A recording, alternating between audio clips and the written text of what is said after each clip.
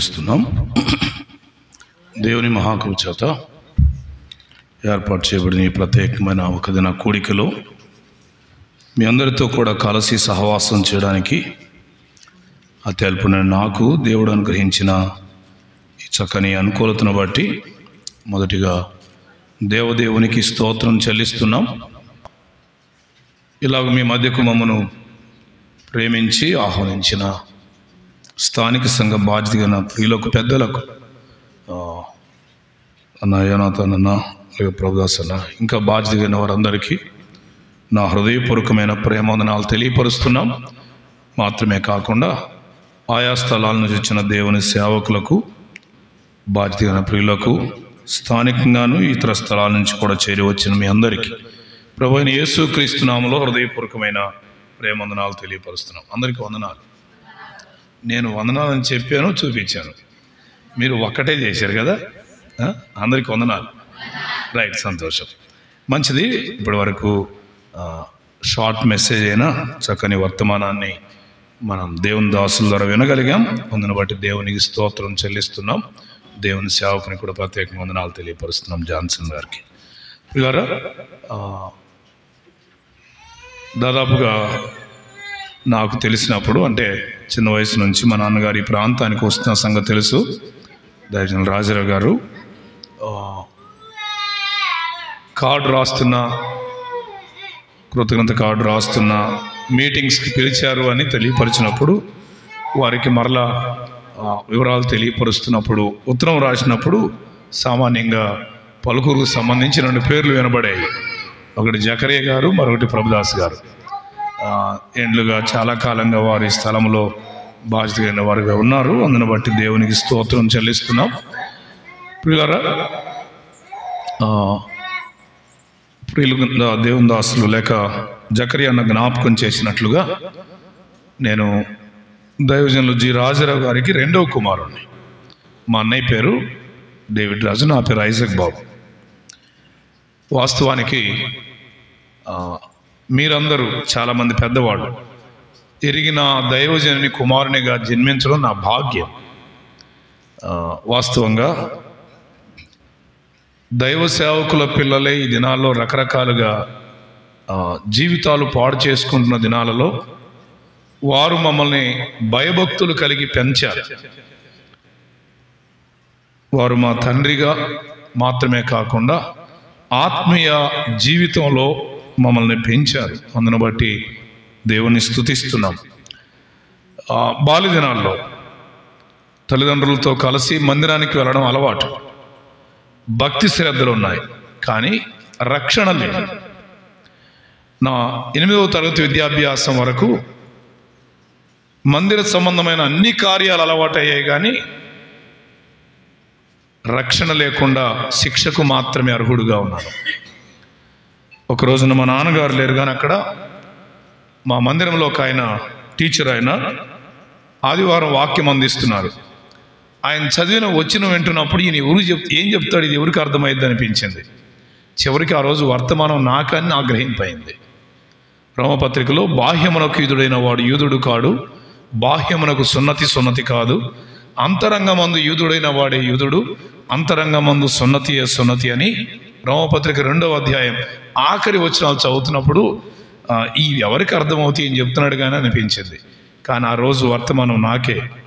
ఆ రోజున ప్రభు నన్ను దర్శించాడు.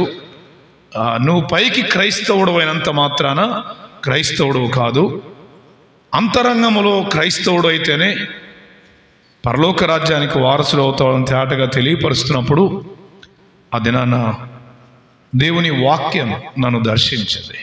దేవుని ఆత్మ నన్ను ఒత్తిడి చేశాడు. నువ్వు పైకి మాత్రమే భక్తి కలిగి ఉన్నావు, అంతరంగంలో రక్షణ లేదు అని. ఆ దినాన్న ప్రభువుకు నా హృదయం ఇచ్చాను. అది నా 8వ తరగతి విద్యాభ్యాసం ఆఖరి దినాలు, 13వ ఏట.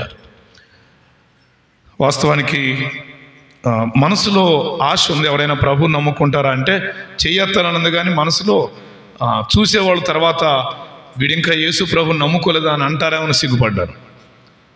కోడికి అయిన తర్వాత ముందుకు వెళ్ళాను. మాకు సార్ టీచర్, ఆయన సార్ అన్నాను. ఏంట్రా అన్నాడు. ఆగాను. మళ్ళా అన్నాను సార్ అన్నాను. ఏంట్రా చెప్పు అన్నాడు. సార్ యేసు ప్రభుని నమ్ముకుంటాను సార్ అన్న. ఆయన షాక్ అయ్యి, ఇంతవరకు నువ్వు యేసు ప్రభుని నమ్ముకోలేదురా అన్నాడు. అంటే ఆయన షాక్ అయ్యంటే చర్చి కూడా అందరూ షాక్ అవుతారు. అంత భక్తిని ప్రదర్శించాం. ఎందుకంటే భక్తి కలిగిన తల్లిదండ్రులు ఉన్నారు కాబట్టి అది మందిరంలో అలవాటు అయిపోయింది. కానీ ఆ రోజు ప్రభు దగ్గర తీర్మానం చేసుకొని ప్రభు బిడ్డగా తీర్చబడి విద్యాభ్యాసంలో ముందుకు వెళ్ళడానికి ప్రభు కృప చూపించారు.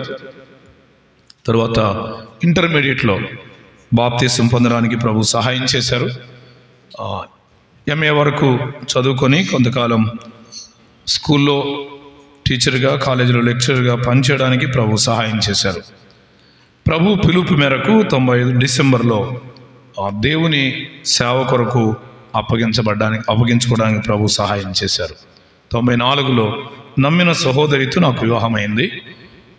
ప్రభు కృప చేత నాకు 2 కుమారులు, బ్లెస్ ఏజెక్, జెస్ ఏజెక్. వారు కూడా చిన్న వయసులో ప్రభుని నమ్ముకున్నారు. నా భార్య కూడా చిన్న వయసులో మా నాన్నగారి ద్వారా ప్రభుని నమ్ముకుంది. ఆ గ్రామంలో మా నాన్నగారు స్వార్థ పరిచర్య చేశారు. ఇందాకన్నా జకరి అన్న ఆయన ఎరిగిన కాలానికి 5-6 సంఘాలు ఏర్పాటు చేయబడ్డాయని తెలియపరిచారు. నాన్నగారు మొత్తం 14 స్థలాలలో పరిచర్య చేశారు. 14 స్థలాలలో సంఘాలు కట్టబడ్డాయి. వారు పనిచేసిన స్థలంలోనే ఒక స్థానిక సంఘానికి భీమవరం అనే స్థలంలో ఉన్న ఒక సహోదరి, ఆ పాపను మా నాన్నగారు సారి వచ్చి చెప్పేవాడు, మంచి అమ్మాయి అయ్యా. ఆ అమ్మాయికి చాలా సంబంధాలు చూశాడు మా నాన్నగారే. చివరికి వేరే తెలిసిన వారు, నీ కొడుకున్నాడు కదా ఎందుకు చేసుకోకూడదు అని ఒక సహోదరి అంటే, అప్పుడు మరలా నా దగ్గరికి వచ్చి నమ్మిన అమ్మాయి అయ్యా, మంచి అమ్మాయి అయ్యా, నువ్వు చేసుకో అని తీసుకొచ్చాడు. సో ప్రభు కృప చేత మా వివాహమైంది. 2 కుమారులను దేవుడు మాకు అనుగ్రహించారు. పెద్దబాబు యూకేజీలో ఫస్ట్ క్లాస్ ప్రారంభ దినాల్లో, యూకేజీ పూర్తి ఫస్ట్ క్లాస్ రాబోతున్న దినాల్లో ప్రభువును సొంత రక్షకునిగా అంగీకరించాడు. ఆ తర్వాత చిన్నబాబు కూడా 3rd క్లాసులో ప్రభువును నమ్ముకున్నారు. 2 కూడా మా ద్వారానే ప్రభువులోకి రాగలిగారు. మేము శారీరకంగా కన్నాం, ఆత్మీయంగా కూడా నా బిడ్డలను కన్నాను. ఒకరోజు సువార్త ప్రకటిస్తున్నప్పుడు పెద్దబాబు ప్రభువును నమ్ముకున్నాడు. కుటుంబ ప్రార్థన ద్వారా చిన్నబాబు ప్రభువును నమ్ముకున్నాడు. దేవుని కృప చేత బిడ్డలిద్దరు విద్యాభ్యాసంలో ముందుకు రాగలిగారు, చక్కగా చదువుకొని ముందుకు రాగలిగారు. పెద్దబాబు బ్లెస్ ఏజెక్ సచివాలయంలో గవర్నమెంట్ జాబ్ సంబంధించి 2 సంవత్సరాలు జాబ్ చేసి తర్వాత దేవుని పిలుపు మేరకు రిజైన్ చేసి ప్రస్తుతం సేవకు వచ్చారు. ఉద్యోగాల కొరకు ఎదురు చూస్తున్న నేటి దినాల్లో ఉద్యోగాన్ని విడిచిపెట్టి సేవ కొరకు వచ్చారు. తనకు వివాహమైంది 1 కుమారుడు, అంటే నేను తాతని. ఆ తర్వాత చిన్నబాబు కూడా బీటెక్ చదువుతుండగానే సేవ కొరకు వచ్చాడు. స్టేట్లో 3rd ర్యాంక్ డిప్లొమాలో, మా పొన్నూరు కాలేజీలో ఫస్ట్ ర్యాంక్ తంది డిప్లొమాలో. 96% ఆ బాబుకి దేవుడు కృప చూపించాడు. డిప్లొమా అయిపోయి బీటెక్ చదువుతున్నప్పుడు దేవుని సేవ కొరకు పిలువబడ్డాడు. బీటెక్ అయిన తర్వాత బెంగళూరులో సయాక్స్ ఇంటర్నేషనల్ బైబిల్ కాలేజీలో MDU చేశాడు. ప్రస్తుతం తను కూడా సేవ కొరకు వచ్చాడు. నా 2 కుమారులు సేవలో ఉన్నారు. గత 3వ తారీఖున సేవా సిఫారస్ కమాండేషన్ కూడా జరిగింది 2కి. ప్రస్తుతం చిన్నబాబు పెద్దబాబు బాపట్లలో నిలిచి పరిచర్య చేస్తున్నారు. చిన్న ఆయన మాతోనే ఉండి, ఇంకా వివాహం కాలేదానికి ఆయన మాతోనే ఉండి పరిచర్యలో సహాయం చేస్తున్నారు. పొన్నూరుతో కలిపి చుట్టుపక్కల 9 స్థలాలలో సంఘాలు ప్రభు అనుగ్రహించారు. నాకున్న విజన్ ఏంటంటే, దర్శనం ఏంటంటే, నేను చచ్చిపోయేలోపు పొన్నూరు చుట్టుపక్కల ఉన్న మండలాల్లో సహవాసం, బ్రదరన్ సహవాసాలు ఉండకూడదు. ప్రతి స్థలములో సాక్ష్యం స్థాపించబడాలి అనే ఉద్దేశం నా మనసులో ఉంది. ఇప్పటికీ దాదాపుగా 5 మండలాల్లో సంఘాలు ఏర్పరచబడ్డాయి. వాటితో పాటు కొన్ని గ్రామాల్లో కూడా సంఘాలు ఏర్పరచబడ్డాయి. ఇది మమ్మల్ని గురించిన చిన్న సాక్ష్యం. నాన్నగారు రచించిన పుస్తకాలు మొత్తం 94 పుస్తకాలు రచించారు. అవి అన్నీ అందుబాటులో ఉన్నాయి. గదినాల్లో సరిగా అందుబాటులో లేవు. ఇప్పుడు అన్ని పుస్తకాలు అందుబాటులో ఉన్నాయి. కొంతమంది తెమ్మని అడిగారు, యోనాథన్ అన్నాడు కూడా. కానీ బరువు కనుక తేవడం కష్టం కనుక నాన్నగారు కొన్నంత బలం మాకు లేదు. సో అవి తేవడం కష్టం కనుక నేను తేలేదు. మీకు ఎవరికైనా బుక్స్ కావాలంటే తెలియపరిస్తే బై పోస్ట్ మీకు పంపిస్తాం. ఈ విషయాన్ని గమనించండి. పొన్నూరులో నిలిచి దేవుని సేవ జరిగిస్తూ ఉన్నాం. నా భార్య, నేను సేవకు రాకముందే గవర్నమెంట్ టీచర్గా తన జాబ్ వచ్చింది. తను గవర్నమెంట్ టీచర్గా పనిచేస్తున్నారు. సేవలో సహకారిగా ఉండి ప్రయాసపడుతున్నారు. ఇది మమ్మల్ని వచ్చిన చిన్న పరిచయం. మరలా జ్ఞాపకం చేస్తున్నాను. మా నాన్నగారు సేవ చేశారు, తర్వాత నేను సేవకు వచ్చాను, ఇప్పుడు నా పిల్లలు సేవకు వచ్చారు. ఇది వంశ పారంపర్యం కాదు. కానీ నా భార్య ఎప్పుడు నా పిల్లలతో ఒక మాట చెప్పేది, ఏ చిన్న ఉద్యోగమైనా ఇస్తే దేవుడిస్తే చేసుకోండి, కానీ దేవుడు పిలిస్తే సేవకు రావాలి అని చెప్తూ, మీరు పాపం చేస్తే, తప్పు చేస్తే మేము సేవ మానేస్తాం, చెయ్యమని ఎప్పుడు చెప్పేవాళ్ళం. ప్రభు స్తోత్రం. జీవితాలు కాపాడుకొని ప్రభు కొరకు నిలబడగలిగారు. ఈరోజు సేవలోకి వచ్చారు. ఎందుకంటే మేము ఆనందించగలిగేది ఏం లేదు. ఇచ్చిన కొడుకులో ఇంకెవరైనా తల్లిదండ్రులతో మందిరానికి వచ్చి ప్రభువును సొంత రక్షకునిగా అంగీకరించని వారు ఎవరైనా ఉంటే ఇప్పుడైనా ప్రభువుని నమ్మండి, ప్రభు బిడ్డలుగా తీర్చబడండి, పరలోక రాజ్యానికి వారసులు కావాలని ప్రేమతో మనవి చేస్తున్నాం. మంచిది. ఈ పగటి వేళ దైవ సన్నిధిలో మనం ఉండగా దేవుని వాక్యాన్ని కొద్ది నిమిషాలు మనం ఆలకించడానికి ముందు చిన్న మాట నేను కూడా ప్రార్థన చేస్తాను. దేవుని వాక్యాన్ని కొద్ది నిమిషాలు మనం విందాం. ప్రార్థన. స్తోత్రార్హుడు అయిన మా ప్రియ ప్రభువా, మహిమ కలిగిన మా దేవా, మీకు స్తోత్రం చెల్లిస్తున్నాం. మీ ప్రియ కుమారుడు, మా రక్షకుడు యేసుక్రీస్తు వారి అసమానమైన నామములో మీరు మాకు అనుగ్రహించిన రక్షణకై, పరలోక రాజ్య భాగ్యానికై స్తుతిస్తున్నాం. ఆ వరుసలో మీరు ఆకర్షించి రక్షించిన మీ ప్రజలు పలుకూరులో ఏండ్లుగా ఈ స్థలములో ఏర్పరచబడిన స్థానిక సంఘముగా కూడుకొని జరిగిస్తున్న పరిచర్యలన్నిటికై మీకు స్తోత్రం. సంఘాన్ని ఇంకను వృద్ధి చే సహవాసం చేయడానికి మీరు అనుగ్రహించిన అనుకూలతకై మీకు స్తోత్రం. చేరి వచ్చిన వారందరినీ దీవించండి. ముందుగా వర్తమానం అందించిన మీ దాసుని బట్టి మీకు స్తోత్రం. మరింతగా బలపరచి సంఘాల క్షేమం కొరకు మీరు ఉపయోగించుదురని మీ సన్నిధిలో ప్రార్థిస్తున్నాం. కొద్ది నిమిషాలు మీ మాటలు వినడానికి మేము ఆశపడుతుంటుండగా ఈ సమయాన్ని మాకు దీవెనకరంగా చేయమని, మీ మాటలు మా భక్తి జీవితాలకు ప్రయోజనకరంగా మార్చుమని, విని విడిచిపెట్టే వారంగా కాక విని అనుసరించుటకు సహాయం ఇమ్మని మా ప్రభు అయిన యేసుక్రీస్తు నామమున స్తోత్రములు చెల్లించి ప్రార్థించి వేడుకుంటున్నాము తండ్రి. ఆమేన్. మంచిది. మన ధ్యానం కొరకై నిర్గమకాండం మొదటి అధ్యాయం 1 నుండి 7 వరకు ఉన్న వచ్చిన భాగాలు మనం చదువుదాం. ఆ భాగమంతా ఇప్పుడు మనం ధ్యానం చేయాలని కాదు, కానీ మీ గమనానికి ఒక చిన్న ఆలోచన తేవడానికి ప్రయత్నం చేస్తాను. నిర్గమకాండం 1 అధ్యాయం 1 నుండి 7 వరకు. ఐగుప్తులోనికి యాకోబుతో వచ్చిన ఇశ్రాయేలీలు పేర్లు ఏవనగా రూబేను, షిమ్యోను, లేవి, యోదా, ఇషకారు, జెబూలును, బెన్యామీను, దాను, నఫ్తాలి, గాదు, ఆషేర్. వీరిలో ప్రతివాడును తన తన కుటుంబముతో వచ్చెను. యాకోబు గర్భమున పుట్టిన వారందరూ 70 మంది. అప్పటికి యోసేపు ఐగుప్తులో ఉండెను. యోసేపును అతని అన్నదమ్ములందరూ ఆ తరము వారందరూ చనిపోయేది. ఇశ్రాయేలు బహుసంతానము గలవారై అభివృద్ధి పొంది విస్తరించి అత్యధికముగా ప్రబలిది. వారున్న ప్రదేశము వారితో నిండి ఉండెను. చదవబడిన లేఖన భాగాలు ప్రభు మనందరి ఆలోచనల్లో మన ఆత్మీయ జీవితాలకు ప్రయోజనకరంగా, ఆశీర్వాదకరంగా అనుగ్రహించునుగాక. ప్రియులారా, నిర్గమకాండం 1 అధ్యాయం చాలాసార్లు మనం అంత గమనం పెట్టం. ఒకవేళ గమనం పెట్టినా ఇశ్రాయేలుల శ్రమలను కూర్చిన సన్నివేశం దగ్గర మనం కొంత ఆగి ఆలోచన చేయడానికి, మరికొన్ని వివరాలు అక్కడ చూడడానికి ప్రయత్నం చేస్తాం. అయితే ఈ 1 అధ్యాయంలో మొదటి భాగంలో చాలా విషయాలు జ్ఞాపకం చేయబడుతూ వచ్చాయి.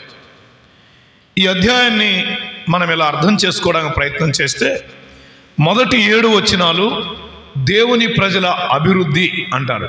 మొదటి 7 వచనాలు దేవుని ప్రజల అభివృద్ధి అంటారు. 8 నుండి 14 వచనాలు దేవుని ప్రజల శ్రమలు అంటారు. దేవుని ప్రజల శ్రమలు అంటారు. 15 నుండి 22 వరకు ఉన్న వచనాలు దేవుని ప్రజల మంత్రసానులు అంటారు. దేవుని ప్రజల మంత్రసానులు.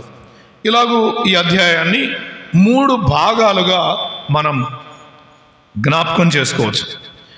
ఈ అధ్యాయానికి వచ్చిన వివరాలన్నీ నేను ఆలోచనలో తేవడం లేదు. మొదటి భాగములో దేవుని ప్రజల అభివృద్ధి దగ్గర వచ్చిన 7లో ఆ వివరాలు చాలా స్పష్టంగా చెప్తాడు. వాస్తవానికి ఐగుప్తులోనికి యాకోబుతో వచ్చిన ఇశ్రాయేలీలు అని మొదటి వచనాన్ని ప్రారంభించాడు. అంటే నిర్గమకాండం దేనితో అనుసంధానం చేయబడిందంటే ఆది కాండంతో అనుసంధానం చేయబడింది. అందుకే మొదటి అధ్యాయం ప్రారంభంలోనే ఐగుప్తులోనికి అనే పదం వాడుతూ వచ్చాడు. ఒక రకంగా ఇలా చెప్పాలంటే ఆది కాండం, నిర్గమకాండం, లేవియాకాండం, సంఖ్యాకాండం, ద్వితీయోపదేశకాండం ఈ 5 కాండాలు ఒకే జాతిని గూర్చిన వివరాలు తెలియపరుస్తాయి. అది ఇశ్రాయేలుల జాతి. ఆది కాండం ఇశ్రాయేలుల ఏర్పాటును గురించి చెప్తే నిర్గమకాండం ఇశ్రాయేలుల విమోచనను తెలియపరిచింది. లేవియాకాండం ఇశ్రాయేలుల ఆరాధన క్రమాన్ని తెలియపరిచింది. సంఖ్యాకాండం ఇశ్రాయేలుల ప్రయాణ క్రమాన్ని తెలియపరిచింది. ద్వితీయోపదేశకాండం ఇశ్రాయేలీల పొందిన ద్వితీయ ఉపదేశాన్ని లేక వారు పొందిన ఉపదేశ క్రమాన్ని తెలియపరిచింది. ఇది 5 కాండాలలో ఉన్న చరిత్రగా మనం గమనిస్తాం. టోటల్గా 5 కాండాలలో ఇశ్రాయేలును గూర్చిన వివరాలు లేక దేవుని ప్రజలను గూర్చిన వివరాలు మనం గమనిస్తాం. ఈ మొదటి అధ్యాయంలో ఆ ప్రారంభ వచనాల దగ్గర మనం ఆలోచన చేస్తున్నప్పుడు ఈ ఐగుప్తులోనికి ఇశ్రాయేలులు యాకోబుతో వచ్చిన ఇశ్రాయేలులు 70 మందిగా జ్ఞాపకం చేశాడు. అంటే యాకోబుతో వచ్చిన ఇశ్రాయేలు అంటే ఎవరు? యాకోబు వేరు, ఇశ్రాయేలు వేరా? అంతా ఒకటే కదా, అందరూ ఒకటే. యాకోబు సంతానమే ఇశ్రాయేలు. యాకోబుతో వచ్చిన ఇశ్రాయేలు అనే మాట అక్కడ వాడన ఉద్దేశం యాకోబు సంతానం అనే ఉద్దేశం చెప్పడానికే. వారు ఎవరో వారి వివరాలు చెప్పాడు. 70 మందిగా వచ్చారు. 7వ వచనంలో వారు బహుగా అభివృద్ధి పొందారు అన్నాడు. వారి అభివృద్ధిని 7వ వచనంలో 3 అంచెలుగా తెలియపరిచాడు. అయితే వీరి అభివృద్ధి వెనుక మాత్రమే కాకుండా వీరు ఐగుప్తులోనికి రావడానికి ముందే 5వ వచనం ఆఖరిలో ఒక మాట చెప్పాడు, ఒక ఫ్రేజ్, ఒక భాగం చెప్పాడు. అదేమిటంటే అప్పటికి యోసేపు ఐగుప్తులో ఉండేను అనే మాట. ఉదయకాలం లేక దినమంతా ఆ మాట దగ్గర కొన్ని విషయాలు ఆలోచన చేయాలని నేను ఆశపడుతున్నాను. అప్పటికి యోసేపు ఎక్కడున్నాడు? ఐగుప్తులో ఉన్నాడు. అలాగైతే మనం ఆలోచన చేయబోతుంది యోసేపును గురించే. దేవుని ప్రజల అభివృద్ధికి కారణం ఎవరని చెప్పాలి? యోసేపే. ఈ అధ్యాయంలో ముఖ్యంగా 2 దోహదపడతారు దేవుని ప్రజల అభివృద్ధికి. నెంబర్ 1 జోసెఫ్, యోసేపు. నెంబర్ 2 షిఫ్రా, పూయా. ఎవరు వాళ్ళు? అమ్మా ఎవరు వాళ్ళు? మీరే, స్త్రీలు. అంటే దేవుని ప్రజల అభివృద్ధిలో ఎవరి పాత్ర కూడా ఉంటుంది? స్త్రీల పాత్ర కూడా ఉంటుంది. కొన్నిసార్లు మమ్మల్ని పాడనీరు, మమ్మల్ని ఏం చేయనీరు, మమ్మల్ని ఏం చెప్పనీరు అని ఫీల్ అవ్వకండి. అర్థమైందా? మీ పాత్ర ఎక్కడో అది అర్థం చేసుకుంటే దేవుడు అద్భుతంగా మిమ్మల్ని ఉపయోగిస్తాడు. దేవుని ప్రజల అభివృద్ధిలో దేవుడు ఎవరిని ఎక్కడ వాడాలో గాడ్ నోస్ ఎవ్రీథింగ్. దేవుడికి తేటగా తెలుసు.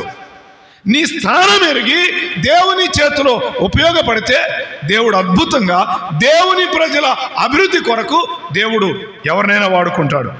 ఇప్పటి వేళ ఆ మాట మనం ఆలోచనలు చేస్తూ వారు ఐగుప్తుకు వచ్చినప్పటికీ, యాకోబుతో ఇశ్రాయేలు ఐగుప్తుకు వచ్చినప్పటికీ యోసేపు ఐగుప్తులో ఉన్నాడు.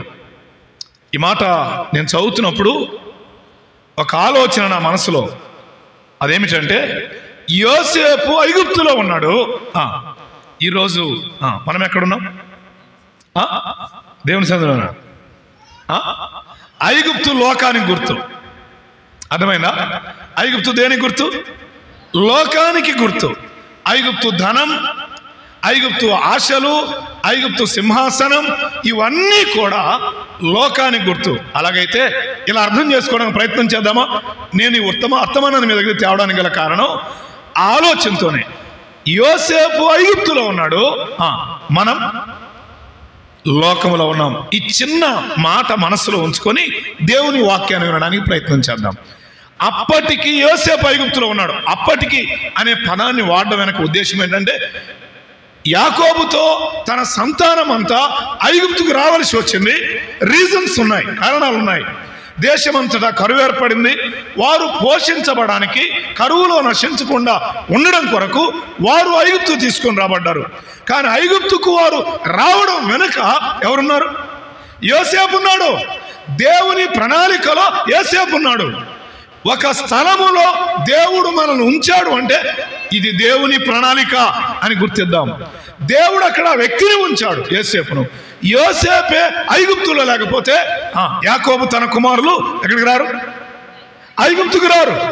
మాత్రమే కాదు, ఒకవేళ యోసేపే ఐగుప్తులు లేకపోతే వారు ఏమయ్యేవారు? చదువుదామా? 42వ అధ్యాయం, ఆదికాండం, నిర్గమకాండం కాదు, 42వ అధ్యాయం వచనం 2, 42:2. చూడుడి, ఐగుప్తులో ధాన్యం ఉన్నదని వింటిని, మనము చావక బ్రతుకున్నట్లు. ఆ మాట గమనించండి చాలు. మనము చావక బ్రతుకున్నట్లు అన్నాడు. అలాగైతే ఐగుప్తులో యోసేపే లేకపోతే వీరేమయ్యేవారు? చచ్చిపోయేవారు. వీరు చావక బ్రతకడానికి దేవుడు ఒక ప్రణాళికను సిద్ధం చేశాడు. ఆ ప్రణాళికలో భాగమే యోసేపు ఎక్కడున్నాడు? ఐగుప్తులో ఉన్నాడు. ఆ రోజు యోసేపు ఐగుప్తులో ఉన్నాడు. ఈరోజు దేవుడు లోకంలో మనల్ని ఉంచాడు. ఇది ఆయన ప్రణాళిక. నమ్మిన నీవు నేను, సామాన్యంగా కొంతమంది అభిప్రాయం ఎలా ఉంటుందంటే, యేసు ప్రభువును నమ్మిన తర్వాత దేవుడు మనల్ని పరలోకాన్ని తీసుకొని పోతే బాగుండాలి కదా. పరలోకాన్ని తీసుకొని బాగుంటుంది, చాలా బాగుంటుంది పరలోకం, అవునా కాదు? ఆకలి లేదు, అవునా? వ్యాధి బాధలు లేవు, ఏ సమస్య లేదు. పరలోకానికి వెళ్తే చాలా బాగుంటుంది. కానీ దేవుడు పరలోకాన్ని తీసుకెళ్ళగలడా? తీసుకెళ్ళగలడు. బట్ ఆయన ఒక ప్రణాళిక కలిగి నిన్ను భూమి మీద ఉంచాడు. ఆయనకు ఒక ఉద్దేశం ఉంది. సో యోసేపు ఐగుప్తులో ఎలా ఉంచాడో దేవుడు మనల్ని కూడా దేవుడు అలాగే లోకములో ఉంచాడు. ఆయన కొరకు మనం ఉండాలి. ఆలోచన మనసులో ఉంచి, ఐగుప్తులో ఉన్న యోసేపు ఎలా ఉన్నాడు? ఐగుప్తులో ఎలా ఉన్నాడు? ఈరోజు లోకంలో నువ్వు ఎలా ఉన్నావు? యాజ్ ఎ బిలీవర్, ఒక విశ్వాసిగా, ఒక క్రైస్తవుడుగా నేను మనం ఎలా ఉన్నాం? లోకములో దేవుడు మనల్ని ఉంచాడు, ఆయన ప్రతినిధులుగా ఉంచాడు, ఆయన పిల్లలుగా ఉంచాడు, తన వారిగా ఉంచాడు. ఈ లోకములో నేను ఎలా ఉన్నాం? ఈ మాటలు మనం ఆలోచన చేద్దాం. అయితే నా రిక్వెస్ట్ ఏంటంటే, దైవజనులు రాజారావు గారి వర్తమానం మీరు విన్నారు, చాలామంది పెద్దవాళ్ళు. వారిలాగా నన్ను చూడమాకండి. ఎందుకంటే దేవుడు వారికి ఇచ్చిన జ్ఞానం అనూహ్యం, అమూల్యం. అది చాలా అద్భుతం. దేవుడు మాకు నేర్పించినవి, వారి దగ్గర మేము నేర్చుకున్నవి కానీ కొద్దిగా ప్రభు సన్నిధిలో నేర్చుకుని ఆయన సన్నిధిలో మోకరించి తెలుసుకున్న విషయాలు మేము జ్ఞాపకం చేయడానికి ప్రయత్నం చేస్తున్నాం. వర్తమానం ఎవరిదైనా దేవుడు ఎందుకు ఇస్తాడు? మన మేలు కొరకు, మన జీవితాల క్షేమం కొరకు, ఆయన కొరకు బ్రతకడం కొరకు ఇస్తాడు. మా నాన్నగారు ఒక మాట చెప్పాడు ఎప్పుడు, రాజారావు గారు, ఏమనంటే, మనం క్రైస్తవులంగా బైబిల్ చదువుతాం, కానీ లోకం బైబిల్ చదవదు. ఎవరిని చదువుతుంది? ఎందుకని అంటే, ఇప్పుడు మనం ఎక్కడున్నాం? లోకంలో ఉన్నాం. లోకం ఏం చేస్తుంది? మనల్ని చదువుతుంది. సో ఆ లోకంలో మనం ఎలా ఉన్నాం? వారు చదవడానికి అవసరమైన జీవితాలు మన దగ్గర సరిగా ఉన్నాయా? యోసేపు ఎలా ఉన్నాడు ఐగుప్తులో? ఈరోజు మనం ఎలా ఉన్నాం లోకంలో? చదువుదామా? ఒక 5 విషయాలు త్వరగా మీ గమనానికి తేవడానికి ప్రయత్నం చేస్తాను. 7 జ్ఞాపకం చేయాలనుకున్నా కానీ సమయాన్ని బట్టి ఒక 5 మీ గమనానికి తెస్తాను. మొదటి మాట, ఆదికాండం 39వ అధ్యాయం. ఆదికాండం 39వ అధ్యాయం వచనం 6 చూద్దాం. 5-6 చదువుకుందాం. అతడు తనకు కలిగినదంతయు ఏం కలిగిందంతా? 5వ వచనంలో అతడు తన ఇంటి మీదను తన కలిగిన దాని అంతటి మీదను. 4వ వచనంలో కూడా అదే చెప్పాడు. 4, 5, 6 వచనాలలో ఒకే పదాన్ని సారిసారిగా జ్ఞాపకం చేస్తూ వచ్చాడు. తనకు కలిగిన దాని అంతటి మీద, తన ఇంటి మీద విచారణకర్తగా నియమించను అనే మాట చెప్తాడు. 5వ వచనంలో అతనిని విచారణకర్తగా నియమించను. 6వ వచనంలో కదా అసలు అతడు ఇంటిలో ఏమి ఉన్నదో లేదో కూడా ఏం చేయడు, ఏమి విచారించేవాడు కాదు. ఎందుకని? యోసేపును విచారణకర్తగా ఆయన ఉంచాడు. ఐగుప్తులో యోసేపు పోతీఫరు ఇంటిలో వాస్తవానికి ఎలా చేరాడు? దాసుడుగా చేరాడు. ఒక దాసుడుగా చేరాడు. దాసుడుగా చేరిన ఇతను ఇంటి అంతటి మీద ఏమయ్యాడు? విచారణకర్తగా అయ్యాడు. ఇప్పుడు ఆగండి, విచారణకర్తగా చేయడం ఒక ఎత్తు అయితే, అయ్యా ఇప్పుడు ఆ వ్యక్తి విచారణకర్తగా నియమించి తన కలిగిందంతా ఎవరికి అప్పగించాడు? యోసేపు చేతికి అప్పగించాడు. మాత్రమే కాదు, వచనం 5లో లేక 6లో అతడు తన కలిగిందంతయు యోసేపు చేతికి అప్పగించి తను ఆహారము తినుడ తప్ప ఏమి ఉన్నదో ఏమి లేదో విచారించిన వాడు కాదు అన్నాడు. అంటే తనకున్న దాని అంతటిని యోసేపు చేతిలో పెట్టి ఎలా ఉన్నాడు? నిశ్చింతగా ఉన్నాడు. యోసేపు చేతిలో పెట్టి అతని ఇంట్లో ఉన్నదంతా, తన ఇంటిలో కలిగిందంతా యోసేపు చేతికి అప్పగించి ఏం చేశాడు? ఇప్పుడు నిశ్చింతగా ఉన్నాడు. నిశ్చింతగా ఉన్నాడు అంటే ఆ పోతీఫరు నిశ్చింతగా ఉండగలిగాడంటే అప్పగించబడిన వ్యక్తి ఎటువంటి వాడు? అమ్మయ్యా నేను ధన్యుడిని. ఎందుకంటే ఆ మొక్క అర్థమైతే చాలు. యోసేపు ఎవరని నమ్మాడు? యోసేపును నమ్మకస్తుడని ఎంచాడు. ఈ మాట మనసులో పడనివ్వండి. నమ్మకమైన వ్యక్తిగా యోసేపు రుజువు చేయబడ్డాడు అక్కడ. ఇక్కడ మాత్రమే కాదు, చదువుదామా? 40వ అధ్యాయం 22, 23 వచనం, క్షమించండి 39, 22, 23 వచనాలు.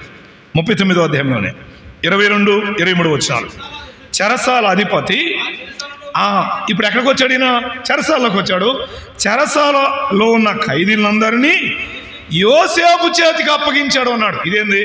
ఆయనేమో ఇంటిలో ఉన్నదంతా ఆయన చేతికి అప్పగించాడు. ఇక్కడ చెరసాల అధిపతి ఏం చేశాడు? అందరినీ, ఖైదీలందరినీ ఎవరి చేతికి అప్పగించాడు? ఒక ఖైదీకి ఖైదీలందరిని అప్పగిస్తారు ఎవరన్నా? అంటే దాని అర్థం ఏంటి? ఆయన చేతికి అప్పగించాడు. 23వ వచనంలో కూడా యెహోవా అతనికి తోడయుండెను గనుక ఆ చెరసాల అధిపతి అతని చేతికి అప్పగించిన దేవుని గురించి ఉరి ఆయన అంతే ఉన్నాడు, ఈయన అంతే ఉన్నాడు, ఏది విచారణ చేయలేదు. ఇక్కడ ఉన్న మాట ఏంటంటే యోసేపు ఐగుప్తులో ఎలా ఉన్నాడు? నమ్మకస్తుడుగా ఉన్నాడు. నమ్మకస్తుడుగా ఉన్నాడు. 41వ అధ్యాయం 41వ అధ్యాయం 41వ వచనం 41వ అధ్యాయం 41వ వచనం. మరియు ఫరో చూడుము ఐగుప్తు దేశమంతటి మీద, అరే ఏంటి మాట? పోతీఫరు ఇంటి మీద నియమించబడ్డాడు. తర్వాత చెరసాలలో ఖైదీలందరి మీద నియమించబడ్డాడు. ఇప్పుడు ఎక్కడికి వచ్చాడు? ఎందుకని? చిన్న వాటిల్లో నమ్మకంగా ఉండగలిగితే గొప్ప వాటి దగ్గరికి దేవుడు మనం తీసుకొని వస్తాడు. నమ్మకస్తుడుగా చిన్న వాటిలో ఉన్నాడు. యోసేపు ఐగుప్తులో నమ్మకస్తుడుగా ఉన్నాడు. నమ్మకస్తుడుగా ఉన్నాడు. నమ్మకమైన వాడుగా ఉన్నాడు. ఒక వచనం చదివి మరొక మాట ఇలా జ్ఞాపకం చేస్తాను. లూకాసు వార్త 16వ అధ్యాయం. లూకాసు వార్త 16వ అధ్యాయం 10వ వచనం చదువుదామా? లూకాసు వార్త 16వ అధ్యాయం 10వ వచనం. మిక్కిలి కొంచెములో నమ్మకముగా ఉండువాడు ఎక్కువలోనూ నమ్మకముగా ఉండును అన్నాడు. విన్నారా అమ్మా? మిక్కిలి కొంచెములో నమ్మకముగా ఉండడం నేర్చుకోగలగాలి. అలాగైతే యోసేపు ఐగుప్తులో ఎలా ఉన్నాడు? నమ్మకంగా ఉన్నాడు. చిన్న విషయాల దగ్గర నమ్మకం ఉన్నాడు. చిన్న వాటిలో నుండి పెద్ద వాటి వరకు వెళ్ళాడు. అలాగైతే అతడు ఇంతగా పరిస్థితుల్లోకి రావడానికి తర్వాత మరలా జ్ఞాపకం చేసుకుంటాం. అతని నమ్మకత్వమే కారణం అని గుర్తించవచ్చు. నేను ఈ మాట ఇలా జ్ఞాపకం చేస్తాను. కుటుంబానికి కావలసింది ఎవరు చెప్పాలా? అందగాళ్ళు కాదు, అందగాళ్ళు కాదు, ఆస్తిగాళ్ళు కూడా కాదు కావాల్సింది. ఆస్తి పరులు కాదు కావాల్సింది. ఎవరు కావాలి? నమ్మకస్తులు కావాలి. నమ్మకమైన వారు కుటుంబాలకు దీవెన. నమ్మకమైన వారు సంసారాలకు కావాలి. నమ్మకమైన వారు సమాజానికి కావాలి. మరొక మాట ఇలా చెప్తాను, నమ్మకమైన వారు సంఘాలకు కావాలి. సంఘాలకు కావాలి. నిజంగా యోసేపు నమ్మకత్వానికి నిలువెత్తు నిదర్శనం అని జ్ఞాపకం చేయవచ్చు. యోసేపు నమ్మకత్వానికి ఒక చక్కని ఉదాహరణగా ఉన్నాడు. నమ్మకమైన వాడుగా ఉన్నాడు. నమ్మకమైన వాడుగా ఉన్నాడు. కానీ విచిత్రం ఏంటంటే ఈనాడు కుటుంబాల్లోనైనా సంఘాల్లోనైనా యోసేపుకు వ్యతిరేక లక్షణాలున్నవారు చాలామంది లేక ఎక్కువ మంది ఉండడం చేత సంఘాలు సంసారాలు ఏమైపోతున్నాయి? దెబ్బతింటున్నాయి. అర్థమైన మాట మరలా చెప్తా. యోసేపులో నమ్మకత్వం అనేది మంచి లక్షణం, అవునా? కానీ యోసేపుకున్న ఆ లక్షణం కాకుండా దానికి వ్యతిరేకమైన లక్షణాలు అపనమ్మకస్తులు సంఘాల్లో ఉండడం చేత, కుటుంబాల్లో ఉండడం చేత సంఘాలు కుటుంబాలు ఏమవుతున్నాయి? దెబ్బతింటున్నాయి. కాబట్టి నాడు ఎవరు కావాలి? సంఘాలకి నమ్మకస్తులు కావాలి. ఐగుప్తులో యోసేపు నమ్మకస్తుడుగా ఉన్నాడు. అప్పటికి యోసేపు ఐగుప్తులో ఉన్నాడు. ఎలా ఉన్నాడు? నమ్మకస్తులుగా ఉన్నాడు. నీవు నేను లోకములో ఉన్నాం. మనం ఎలా ఉంటున్నాం? నమ్మకస్తులుగా ఉన్నామా? నమ్మకంగా జీవిస్తున్నామా? ఎదుటి వారి ఎడల నమ్మకం ఉన్నామా? ఇంటిలో నమ్మకత్వం ఉందా? ఇంటిలో నమ్మకంగా ఉంటే సోదరులారా, ఇంటిలో నమ్మకంగా ఉంటే, పనిలో నమ్మకస్తులుగా ఉంటే దేవుడు కొంచెములో నమ్మకంగా ఉన్న వారిని ఎక్కువైన వాటిలో కూడా ఏం చేస్తాడు? ఆయన నమ్మకస్తులుగా నియమిస్తాడు. అర్థమైందా? నమ్మకస్తులుగా ఉండడం చాలా ప్రాముఖ్యమైంది. చాలా ప్రాముఖ్యమైంది. గుర్తుపెట్టుకోండి, మన ఇంటి తాళాలు ఎవరికి ఇస్తాం? మరి మందిరంలో బాధ్యతలు ఎవరికి? నమ్మకస్తులకేనా? ఎవరికంటే వారికా? ఇప్పుడు ఏం ఏర్పడిందంటే మా బంధువులు చాలామంది ఉన్నారు కాబట్టి మాలోంచి వాళ్ళకి అప్పగించాలా కదా? మా కులస్తులు ఎక్కువ కాబట్టి మాకు వాళ్ళకి అప్పగించాలా? ఇవి పంచుకోవడం అయిపోయింది. నమ్మకస్తులు కావాలి సంఘానికి. నమ్మకస్తులుంటే సంఘం అభివృద్ధి పొందిద్ది. నేను అంటాను, ఆనాడు దేవుని ప్రజల అభివృద్ధికి కారణం ఎవరు? నమ్మకస్తుడైనా యోసేపే అని గుర్తుపెట్టుకోండి. యోసేపు నమ్మకస్తుడుగా ఉన్నాడు. ఇది మొదటిది. రెండో మాటకు వెళ్దాం. ఒకటి, నమ్మకస్తుడైన వాడు యోసేపు, నమ్మదగిన వాడు. నా జీవితాల్లో కూడా లోకములో మనం నమ్మకస్తులుగా ఉన్నాం. దానియేలు 6వ అధ్యాయంలో మనం చదివితే దానియేలు జీవితానికి వచ్చి అతడు ఎలా ఉన్నాడు? నమ్మకస్తుడై అనే మాట జ్ఞాపకం చేశాడు. దానియేలు కూడా ఎలా ఉన్నాడు? 6వ అధ్యాయంలో నమ్మకస్తుడు. సొమ్ము విషయంలో నమ్మకస్తుడుగా ఉన్నాడు. అప్పగించబడిన పనిలో నమ్మకస్తుడుగా ఉన్నాడు. నమ్మకస్తులు కావాలి. నమ్మకస్తులు కావాలి. మోషేని గురించి కూడా చెప్పాడు కదా. మోషే దేవుని ఇల్లంతటిలో ఎటువంటి వాడు? అమ్మా, ఎటువంటి వాడు? ఎందుకని ఇంట్లో నమ్మకంగా ఉన్నావా? సంఘములో నమ్మకంగా ఉన్నావా? నమ్మకస్తులు కావాలి. నమ్మకస్తులు కాని వారే ఎక్కువైపోతున్నారు. అందుకే నష్టం జరుగుతుంది. నమ్మకస్తులు కావాలి. నమ్మకస్తులు కావాలి. ఆగుదాం. రెండో మాటకి వెళ్దాం. అదే ఆదికాండం 39వ అధ్యాయం. 39వ అధ్యాయం. ఐగుప్తులో ఉన్న యోసేపు మొదటిగా ఆయన ఎలా ఉన్నాడు? నమ్మకస్తుడుగా ఉన్నాడు. నమ్మకస్తుడుగా ఉన్నాడు. లోకములో ఉన్న నీవు నేను కూడా నమ్మకస్తులుగా ఉండాలి. మన పని దగ్గర నమ్మకస్తులుగా ఉండాలి. ఉద్యోగములో నమ్మకస్తులుగా ఉండాలి. మనం ఏ పని చేస్తున్నామో, మనం దేవుడు ఏ స్థితిలో ఏ స్థానంలో ఉంచాడో ఆ ఉంచబడిన స్థలం దగ్గర నమ్మకస్తులుగా ఉండాలి. నమ్మకస్తులుగా ఉండండి, కానీ నమ్మకంగా మోసం చేయబాకండి. అర్థమైందా? నమ్మి అప్పగిస్తే మోసం చేయబాకండి. భార్య భర్తను మోసం చేయకూడదు. భర్త భార్యను మోసం చేయకూడదు. అర్థమైందా? నమ్మకస్తులుగా ఉండాలి. నమ్మకస్తులుగా ఉండాలి. కుటుంబ వ్యవస్థకు చాలా విలువైంది అది. సంఘానికి నమ్మకస్తులు కావాలి. ఆలోచన చేయండి. యోసేపు ఐగుప్తులో ఉన్నాడు, నమ్మకస్తులుగా ఉన్నాడు. నీవు నేను లోకములో ఉన్నాం, నమ్మకస్తులుగా ఉన్నాం. లోకములో నమ్మకస్తులుగా ఉండాలి, సంఘములో కూడా నమ్మకస్తులుగా ఉండాలి. ఎక్కడున్న నమ్మకస్తులుగా ఉండాలి.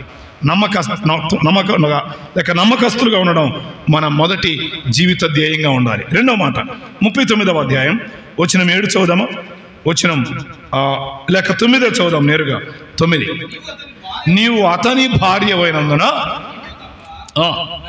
మరి దేనిని నాకు అప్పగింపక ఉండలేదు.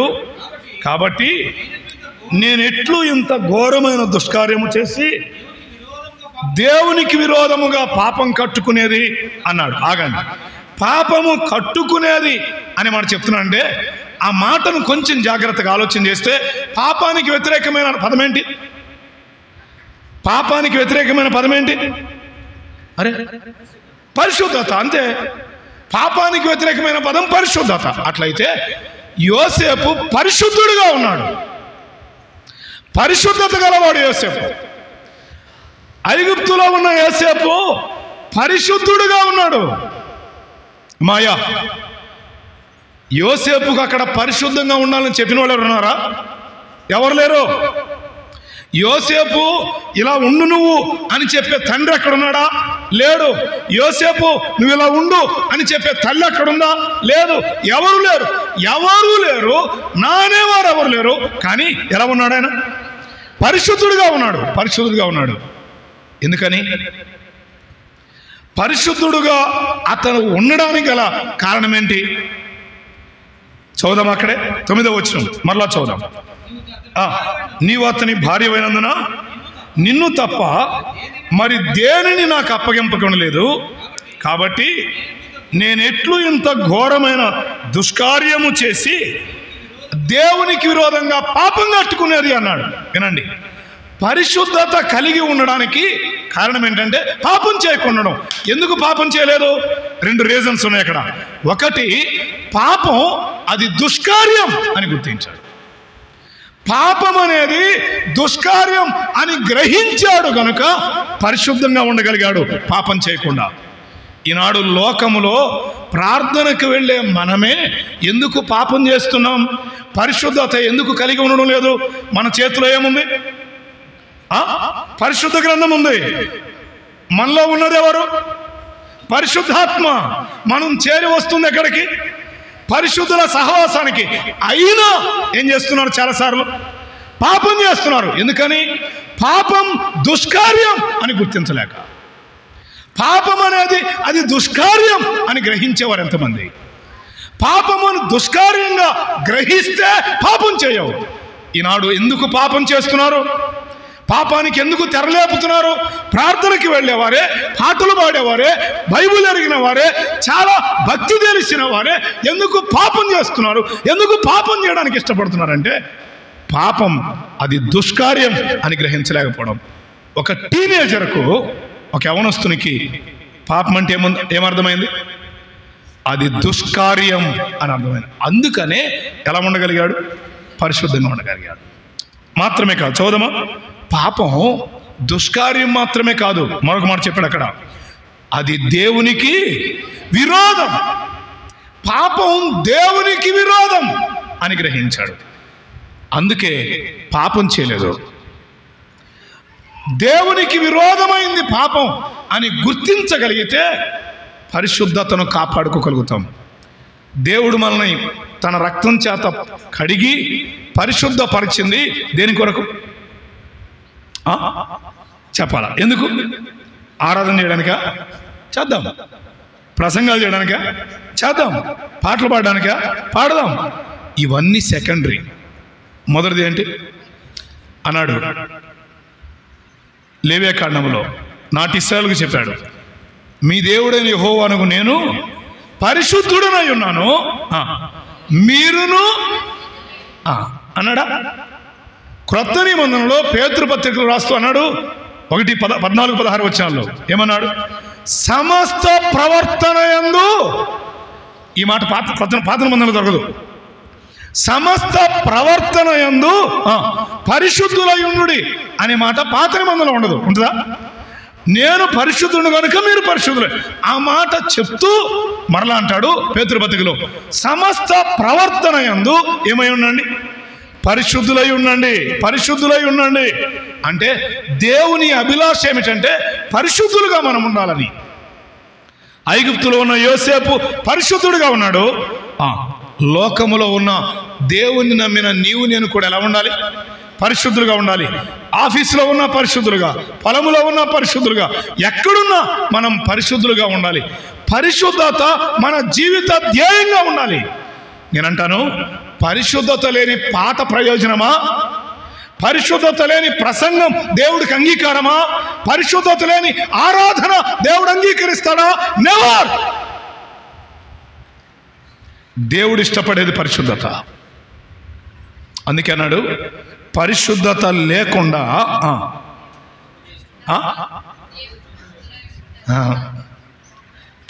విశ్వాసం లేకుండా దేవునికి ఇష్టం అసాధ్యం. పరిశుద్ధత లేకుండా ఎవడును ప్రభువును చూడడని హెబ్రీ పత్రికలో చెప్తే, కీర్తనలు అంటాడు, పరిశుద్ధత ఎనటనటికి దేవుని మందిరమునకు అనుకూలం. అంటే దేవుడు ఏమి ఇష్టపడుతున్నాడు? పరిశుద్ధత. మీరు చెప్పిన మాట అదే, మంచిదే. పరిశుద్ధత దేవుడు ఇష్టపడతాడు. పరిశుద్ధత లేని భక్తి ఇష్టం కాదు ఆయనకి. పరిశుద్ధత లేని మన ప్రయత్నాలేమి ఆయన అంగీకరించడు. పరిశుద్ధతను మాత్రమే ఆయన కోరుకుంటాడు. లోకములో ఆయన కొరకు ప్రత్యేకించుకున్న దేవుని ప్రజలని పిలువబడే మనం ఎలా ఉండాలి? పరిశుద్ధులుగా ఉండాలి. పరిశుద్ధులుగా కనబడాలి. ఆయన కోరుకునేది పరిశుద్ధత, మరేది కాదు అని గుర్తిద్దాం రండి. పరిశుద్ధత కలిగి ఉండడానికి పాపం దుష్కార్యమని గుర్తించాలి. పాపం దేవునికి విరోధం అని ఎరిగితే దాన్ని చేయడానికి మనం వెనకాడతాం. మాత్రమే కాదు, యోసేపు పాపం చేయకుండానికి మరొక ముఖ్యమైన కారణం ఉంది. అదేంటి? ఆ 39వ అధ్యాయం 9వ వచనం ప్రకారంగా అది చదువుతున్నప్పుడు అందులో లేని ఒక పదం, ఆ పదాల వెనుక కనబడే ఒక తీవ్రమైన విషయం ఏంటంటే 42:18లో చెప్పాడు ఆ మాట. చదువుదామా? 42:18, 42వ అధ్యాయం 18వ వచనం. నేను దేవునికి భయపడేవాడిని. అది అర్థమైందా? అతడు పాపం చేయకుండా ఉండడానికి ఆ 9వ వచనం అంతటి వెనుక ఉన్న కారణం కూడా అదే. అర్థమైందా? నేను దేవునికి భయపడేవాడిని. అందుకే ఆమెతో చెప్పాడు, నిన్ను తప్ప దేనిని నాకు అప్పగించలేదు. అంటే యోసేపుకు ఒక వాస్తవం తెలుసు, ఈమె మరొకరికి అప్పగించబడిన భార్య, నాకు అప్పగించబడిన ఆమె కాదు. ఈమె ఫలానా వానికి అప్పగించబడింది. అందుకే ఆమెతో అన్నాడు, నీవు అతని భార్యవు. ఈ మాట ఎంత తీవ్రమైంది ఆలోచన చేశారు ఎప్పుడైనా? ఇది అర్థమైతే పాపం చేయడానికి వేరొకరి భార్యతో సంబంధం పెట్టుకోవడానికి ఇష్టపడము. వేరొక స్త్రీ భర్తతో సంబంధం పెట్టుకోవడానికి ఇష్టపడరు. అర్థమైందా?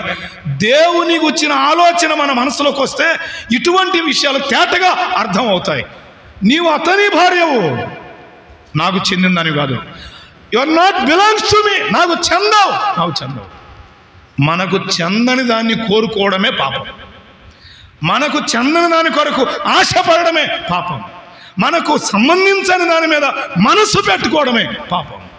అందుకే అన్నాడు, నేను ఎవరికి భయపడేవాడిని? వాస్తవానికి ఆమె ఒక్కతే మిగిలింది అక్కడ. పాపం చేస్తే అడిగే దిక్కెవరు లేరు. కానీ చరిత్రలో మాత్రం యోసేపు కనబడేవాడు కాడు. అర్థమైందా? పాపం చేయకుండా ఉన్నాడు, పరిశుద్ధత గలవాడు. కారణం ఏంటంటే పాపం దుష్కార్యమని గుర్తించాడు. రెండవది, పాపం దేవునికి విరోధమని గుర్తించాడు. ఈ మాటలో మన అంతరంగంలో నాటబడితే ఏనాడు పాపం జోలికి వెళ్ళలేము. అర్థమైందా? పాపం జోలికి వెళ్ళలేము. పేతురు పత్రిక మొదటి పత్రిక 4వ అధ్యాయంలో రాస్తూ అంటాడు, ఇలా చెప్పాడు, ఏమని? పాపముతో ఇక జోలి లేక. పాపముతో మనకేముండకూడదు? జోలి ఉండకూడదు, సంబంధం ఉండకూడదు.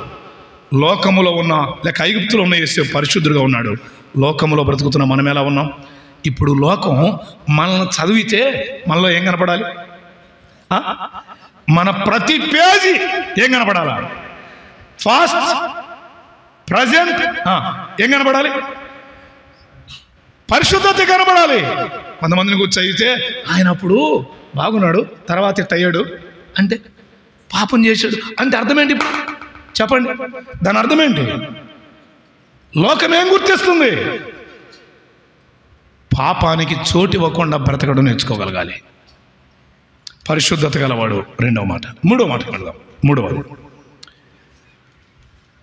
39వ అధ్యాయం ఆదికాండం 20వ వచనాన్ని చదువుకుందాం. 39:20. అతన్ని పట్టుకుని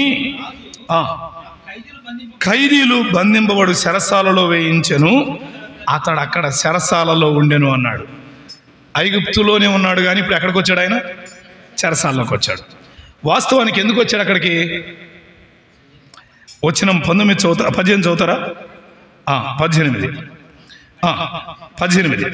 నేను బిగ్గరగా కేక వేసినప్పుడు వాడు తన వస్త్రము నా దగ్గర విడిచిపెట్టి తప్పించుకొని బయటికి పారిపోయాను అని. అతని యజమానుడు, ఇట్లు నీ దాసుడు నన్ను చేసెనని తన భార్య తనతో చెప్పిన మాటలు విన్నప్పుడు, ఇప్పుడు మీరు చెప్పండి, ఆమె తన భర్తతో యేసేపును గురించి చెప్పిన మాటలన్నీ రైటా రాంగా? మనకు తెలుసులే, కానీ ఆ రోజు పోతీఫరుకు తెలుసా? తెలియదు. కోపం వచ్చింది, భర్తకు తప్పనిసరి కోపం వచ్చింది. కోపం వచ్చి ఎక్కడ వేశాడు? అక్కడ కొంచెం ఆగండి. చెరసాల్లో వేసినప్పుడు కనీసం పోతీఫర్ అయినా అడిగినట్టు కానీ, నీకు అంత అప్పగించే కదా ఎందుకు చేశాను అని అడిగినట్టు ఏమన్నా? లేదు.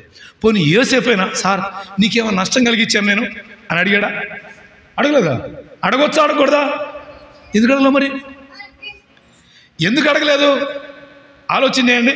మీరు జాగ్రత్త గమనిస్తే ఆ భాగంలో యోసేపును చెరసాల్లో వేయించారు అనే మాట ఉంటుంది, కానీ అతడు అక్కడ ఉన్నాడు అనే పదాలే మనం గమనిస్తాం. కానీ యోసేపు చెరసాల్లో వేయబడడానికి ఏ కారణం లేదు. అతనే చెప్తాడు 41వ అధ్యాయంలో. చదువుదామా? లేక 40వ అధ్యాయం కాబోలు. ఇలా చదువుదామా? 15వ వచనం. 40:15. ఏలైనగా నేను హెబ్రీల దేశంలో నుండి దొంగిలబడి తిని అది నిశ్చయము, మరియు ఈ చెరసాలలో నన్ను వేయుటకు ఇక్కడ సహా నేనేమి. ఇక్కడ చెప్పాడు కానీ అక్కడ చెప్పరా. ఇక్కడ ఎవరితో చెప్పాడు? పైన చదవండి. ఆ పానదాయకుల అధిపతికి మరలా ఉద్యోగం వచ్చింది కాబట్టి అతనితో చెప్పాడు ఆ మాట. కానీ వినండి, చెరసాలలో వేయించబోయేటప్పుడు పోతీఫరుతో కానీ మరి ఎవరితో కూడా ఏమీ మాట్లాడలేదు. ఇక్కడ కొంచెం మాట చెప్తాను. యోసేపు అక్కడ మౌనంగా ఉన్నాడు. అర్థమైందా? సహనంగా ఉన్నాడు. మనమైతే చేయని నేరానికి ఎవరైనా మనల్ని మన ఇంటి ఓర్చుకుంటామా? చేసిన దాన్ని అన్నందుకే మనం ఏం చేయం? ఓర్చుకోం. అవునా కదా? ఇంట్లో నువ్వు తప్పు చేసావు, నిన్ను మాట అంటే ఓర్చుకుంటావా? ఓర్చుకో. కానీ ఇతను చెరసాల్లో వేస్తున్నా ఏం చేయలేదు, ఏం మాట్లాడలేదు, మౌనంగా ఉండిపోయాడు. యోసేపు ఐగుప్తులో సహనం గలవాడుగా ఉన్నాడు. అమ్మా సోదరులారా, సహనం కలిగి ఉండడం అనేది మన జీవితాలకు అవసరం. యోసేపు సహనం ఎంత మంచి కార్యం చేసిందో మీ గమనాన్ని తీసుకొని వస్తాను. వాస్తవానికి ఒక చెడు స్త్రీ, ఆమె అవునా కాదా? వాస్తవంగా ఎవరామె? చెడు స్త్రీ ఆమె వేసిన అపనింద దగ్గర యోసేపు అన్యాయంగా ఏం చేయబడ్డాడు? చెరసాలలో వేయబడ్డాడు. అన్యాయంగా చెరసాలలో వేయబడ్డా ఆయన మారు పలకలేదు, మౌనంగా ఉండిపోయాడు. పేతురు మొదటి పత్రిక 19వ అధ్యాయం, క్షమించండి 2వ అధ్యాయం 19వ వచనం చదువుతారు ఒకసారి. పేతురు మొదటి పత్రిక 2వ అధ్యాయం అక్కడ థ్యాంక్ యూ బ్రదర్, ఆ మాట కావాలా. ఎవడైనాను అన్యాయముగా శ్రమ పొందుచు దేవుడు చూస్తున్నాడని ఎరిగి దుఃఖము సహించినలా. ఇప్పుడు మీరు చెప్పండి, ఇతడు అన్యాయంగా శ్రమ పడుతున్నాడా, న్యాయంగా శ్రమ పొందుతున్నాడా? అన్యాయంగా శ్రమ పొందుతున్నాడు. అన్యాయముగా శ్రమ పొందుతూ దేవుని గూర్చిన మనస్సాక్షి కలిగి దుఃఖమును ఏం చేస్తున్నాడు? ఒకవైపు అన్యాయముగా శ్రమ పొందుతున్నాడు, మరొకవైపు దుఃఖముతో సహిస్తున్నాడు, దుఃఖాన్ని సహిస్తున్నాడు. గుర్తుపెట్టుకోండి, ఈ దినాలలో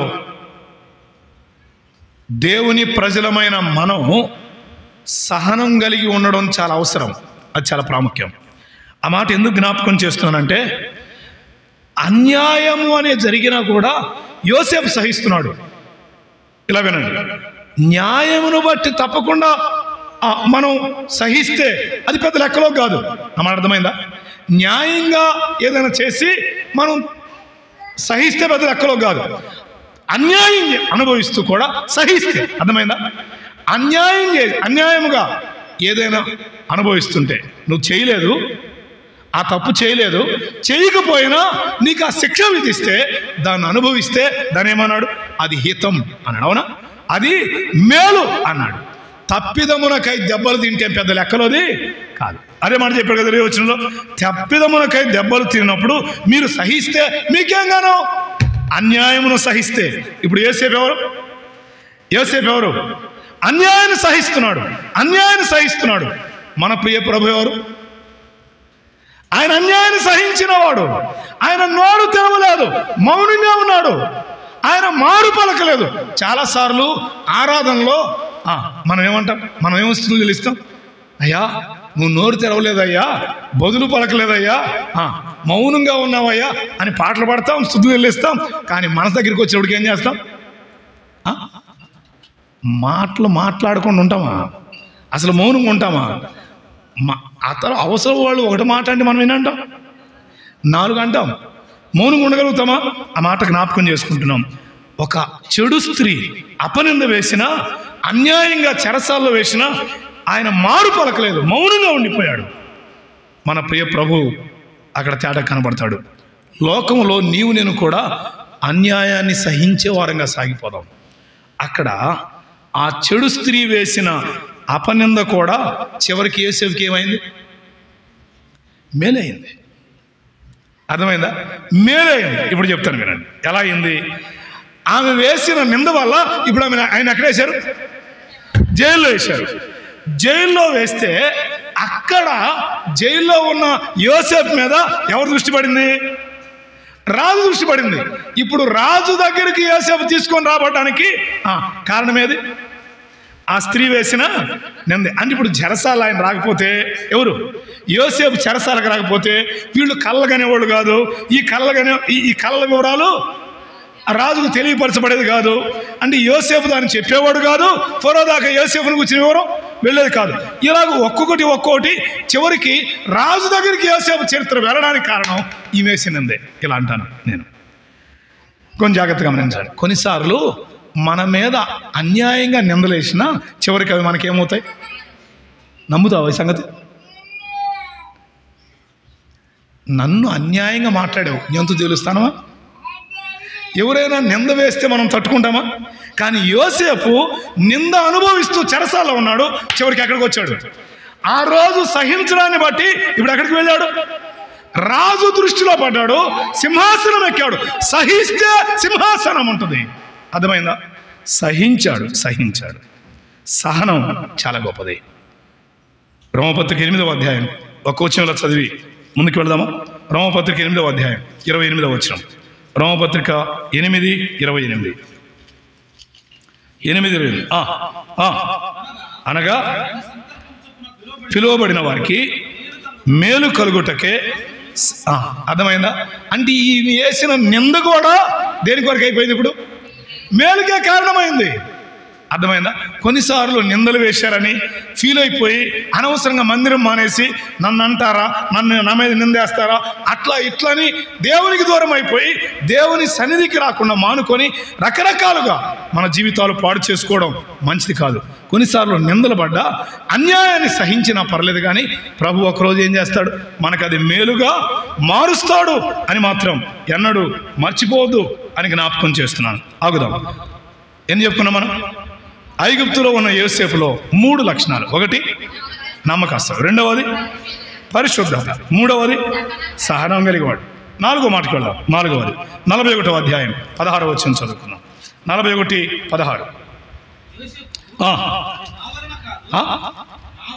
అది నా వలన కాదు, దేవుడే ఫరోకు ప్రత్యుత్తరం ఇచ్చునుగాక, క్షేమకరమైన ఉత్తరం ఇచ్చును అన్నాడు. ఈ మాట కొంచెం ఆగుదాం. ఇప్పుడు యోసేపు ఎక్కడున్నాడు? 39వ అధ్యాయం ప్రారంభంలో ఫతిఫర్ ఇంట్లో ఉన్నాడు. చివరికి వచ్చేప్పుడు ఎక్కడికి వచ్చాడు? చెరసాలకు వచ్చాడు. ఇప్పుడు 41వ అధ్యాయంలో ఇప్పుడు ఎక్కడున్నాడు? ఇప్పుడు మాటలు చెప్పేటప్పుడు ఫరో ఇంట ఉన్నాడు. అసలు దాసుడుగా వచ్చిన ఇతను ఇప్పుడు ఎక్కడ దాకా వెళ్ళాడు? ఫరో సముఖం దాకా వెళ్ళాడు. What a great thing. అర్థమైందా? ఐగుప్తులో ఉన్న యోసేపు ఇప్పుడు అంతఃపురంలో ఉన్న ఫరో దగ్గర నిలబడ్డాడు. ఫరో దగ్గర నిలబడినప్పుడు ఫరోతో లేక ఫరో యోసేపుతో ఏమన్నాడు? 14 వచ్చి ఒకసారి చదువుదాం ముందుగా, లేక 15. ఫరో యోసేపుతో,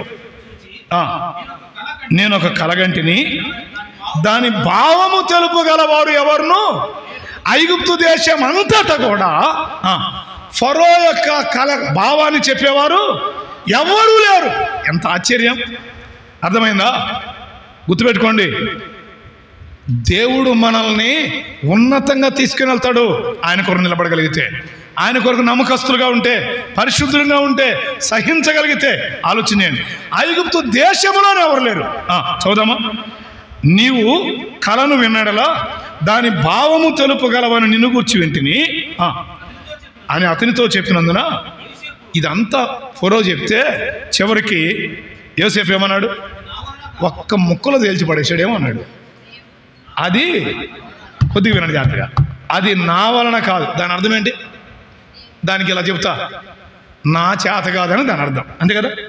నా వల్ల కాదు అంటే నా చేత కాదు అని అర్థం. మనమైతే ఏమంటాం? అసలు నేను తప్పే ఊరు చెప్పలేరండి. నువ్వు చెప్పింది కరెక్టే, నేనే చెప్పా. కావాలంటే వాళ్ళు పిలువు, ఎవరిని? పాందాయకుడిని పిలువు, చచ్చిపోయిన భక్ష్యకారులు అది 11 పిలువు కావాలంటే. ఇంకేడొస్తాడు? అంటే నేను చెప్పగలను అని ప్రూవ్ చేసుకోవడానికి మనం ప్రయత్నం చేస్తాం. కానీ యోసేపు అన్న మాట ఏంటి తెలుసా? అది నా వలన కాదు, నా చేత కాదు అనే మాట చెప్తున్నాడు. దీనికి ఒక పేరు పెట్టుకున్నాను నేను. యోసేపు ఐగుప్తులో వినయం గలవాడుగా ఉన్నాడు. వినయం గలవాడు, తగ్గింపు గలవాడు. వినయం అతని జీవిత లక్ష్యంగా అక్కడ మనం గమనిస్తాం. యోసేపు ఆల్రెడీ 40వ అధ్యాయంలో వారి కళల భావాలు చెప్పాడా లేదా? చెప్పగలడా లేదా? నేను చెప్పగలను అనొచ్చు కదా. కానీ ఏమన్నాడు? నా వల్ల కాదు. ఈనాడు సంఘాలలో నా చేత కాదు అనేవాళ్ళు ఎక్కువయ్యారా? అంతా నా చేతే అవ్వు అనేవాళ్ళు ఎక్కువయ్యారా? అసలు నేనే అనేవాళ్ళు ఎక్కువయ్యారా? నేను కాదు అనేవాళ్ళు ఎక్కువయ్యారా? చెప్పండి. ఇప్పుడు ఎవరు కావాలి? ఇప్పుడు సంఘాలకి ఎవరు కావాలి? యోసేపులు కావాలి. యోసేపులు కావాలి. నా చేత కాదు అన్నాడు. నా వల్ల కాదు అనే మాట, నా చేత కాదు అనేవాడు. గొప్పవారైన అనేక మంది, ఇప్పుడు దేవుని సేవకులు రాజారావు గారి గురించి, నాన్నగారి గురించి చెప్పారు. అలాంటి దైవ సేవకుల్లో కనిపించే వినయం ఇది. అర్థమవుతుందా? చాలాసార్లు నాన్నగారి గురించి చెప్తుంటే నాకు ఒక మాట గుర్తొచ్చింది. ఒక ఆయన వచ్చి వేరే వారు పరిచయం చేశారు. ఆయన టీచర్ గారికి పరిచయం చేశాడు. ఒక ఆయన పరిచయం చేస్తే పలానా స్థలంలో మీటింగ్ జరుగుతున్నాయి, పోదామరండి, ఆయన చూద్దురానంటే, ఒకసారి చూడాలండి ఆయన అంటే, సార్ చూపిస్తారండి అన్న. తీసుకెళ్లారు. వర్తమానం జరుగుతూ ఉంది. వర్తమానం అయిపోయిన తర్వాత ఈ పక్కన కూర్చొని ఆయన కొద్దిసేపు తర్వాత అన్నాడంట, ఆయన ఎప్పుడు చెబుతాడు అన్నాడంట. ఎవరు? రాజారావు గారు ఎప్పుడు చెబుతాడు అన్నాడంట ఇటు గారిని. ఇందా మనం వచ్చేటప్పుడు చెబుతుంది ఆయనే అన్నాడంట. అంటే నేనేం చెప్పకుండా ఇందా చెప్పిన ఆయనే అన్నాడు. ఆయన అదేంది నువ్వు చాలా గొప్పగా చెప్పావు, ఆయన ఏదో టై వేసుకొని షూట్ వేసుకొని హంగామాగా ఉంటాడు అనుకుంటే ఆ నల్ల ముఖం, ఆ తెల్ల సొక్క, అసలు ఆయన ఈ పుస్తకాలు రాశాడా, ఆయన ఈ వాక్యం చెప్తున్నాడా, ఆయన ఎంత గొప్ప, ఒకసారి దగ్గరికి తీసుకెళ్ళవని అన్నాడు. అయిపోయిన తర్వాత మీటింగ్ అయిన తర్వాత మా నాన్నగారి దగ్గర తీసుకెళ్ళి అన్న ఒకసారి మిమ్మల్ని చూడాలనుకున్నాడు. ఈయన అన్నాడంట, అయ్యా నాలో ఏముందయ్యా నన్ను చూడడానికి, యేసు ప్రభువుని చూడయ్యా అన్నాడంట. నాలో ఏమి లేదయ్యా, యేసు ప్రభువులో చూడయ్యా అని చెప్పగలడం దాన్ని వినయం అంటారు. మాత్రమే కాదు, ఒకసారి కొంతమంది అడిగారు నాన్నగారిని, ఇప్పుడు 94 పుస్తకాలు రాశారు, ఆ 6 పుస్తకాలు కూడా రాస్తే 100 పూర్తవుతాయి కదంటే అప్పుడు అన్నాడు, దేవుడికి నేనే దిక్కయ్యా అన్నాడు. దేవుడికి నేనే దిక్క అంటే నేను రాస్తే 100 రాశానని నాకు గర్వం వచ్చిందేమో, వద్దు అని రాయకుండా ఆగిపోయాడు ఆయన. విషయం ఏంటి చెప్పనా, నా వలన కాదు అనేవాళ్ళు ఎక్కువ ఉన్నారా, నా వల్లే అయ్యిద్ది అనేవాళ్ళు ఎక్కువ ఉన్నారా? ఈనాడు సంఘాలలో నా వల్లే అయ్యిద్ది, నా చేత అయ్యిద్ది, నేనే చేస్తా ఇదంతా అనేవారు ఎక్కువగా కనబడుతున్నారు. అపోస్తలుడైన లేక దానియేలు గ్రంథంలో దానియేలు కూడా అదే మాట చెప్పాడు. ఏమన్నాడు, ఈ కలభావాన్ని చెప్పగలమని విన్నానంటే ఏమన్నాడు, కాదు దేవుడే దాన్ని తెలియపరుస్తాడు అన్నాడు. అపోస్తల కార్యగ్రంథం మాత్రం ఒక వచనం చూపిస్తా. అపోస్తల కార్యముల గ్రంథం 3వ అధ్యాయం 12వ వచనం చూద్దామా. అపోస్తల కార్యముల గ్రంథం 3వ అధ్యాయం 12వ వచనం. పేతురు దీనిని చూచి ప్రజలతో ఇట్లనెను, ఇశ్రాయేలులారా మీరు దీని విషయమై ఎందుకు ఆశ్చర్యపడుచున్నారు? మా సొంత శక్తి చేతనైనను మా భక్తి చేతనైనను నడవను వీనికి బలమిచ్చినట్టుగా మీరు ఎందుకు ఆలోచన చేస్తున్నారు? మా సొంత శక్తి కాదు, మా భక్తి కాదు అంటున్నారు. అలాగైతే వారు చేసిన కార్యం చాలా గొప్పది, చిన్నదా కాదు. ఒక కుంటివాడిని ఏం చేశారు, లేచి నడవమంటే నడిచాడు. ఇప్పుడు అది చేసితే అబ్బా అసలు వాళ్ళు చుట్టూ తిరిగేవాళ్ళు ఎంతమంది, అవునా కాదా?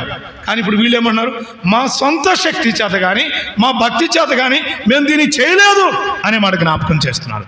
పిల్లలు వినండి, మన ద్వారా దేవుడు కార్యాలు జరిగించాలంటే మనలో రావాల్సిందేంటి? వినయం, తగ్గింపు.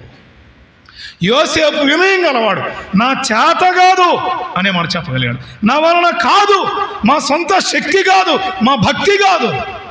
ఈనాడు జ్ఞాపకం చేసుకున్నాం, వినయం గర్వానికి దూరంగా ఉంచిద్ది. సంఘాలలో క్షేమం అభివృద్ధి కలగాలి అంటే గుర్తుపెట్టుకోండి, గర్వం ఉండకూడదు, వినయం కావాలి, తగ్గింపు కావాలి, తగ్గింపు కావాలి. ఐగుప్తులో ఉన్న యోసేపులో వినయాన్ని చూడగలిగారు. మాత్రమే కాదు, అక్కడే మరొక మాట ఇలా జ్ఞాపకం దానికి సంబంధించింది. 41వ అధ్యాయం మీరు చదువుతూ వెళితే 16వ వచనం నుంచి 32వ వచనం వరకు దాదాపుగా యోసేపు మాట్లాడినప్పుడల్లా ఎక్కువగా ఒక పదాన్ని వాడేవాడు. ఏంటా పదం తెలుసా? దేవుడు. చాలు, దేవుడు దేవుడు దేవుడు దేవుడు. ఇందాక బ్రదర్ జ్ఞాపకం చేస్తున్నప్పుడు మరలా మాట గుర్తొచ్చింది నాకు. మందసం దండులోకి వస్తే ఇశ్రాయేలు ఏమన్నారు? అది అన్నారు. ఫిలిస్తీన్లు ఏమన్నారు? దేవుడు అన్నారు. అర్థమైందా? ఇశ్రాయేలు ఎందుకనంటారా మాట? మందసం వాళ్ళకి అలవాటు అయిపోయింది కాబట్టి దాని విలువలు మర్చిపోయారు. దాని లేక మందసమును కూర్చిన విలువ వారు గుర్తించలేకపోయారు. ఈనాడు కూడా చాలా మంది దేవుని విలువను మర్చిపోయి దేవుని పక్కన పెట్టి నేను, నా వల్ల అయింది, నా గొప్పతనం, నా శక్తి అనుకుంటున్నారు.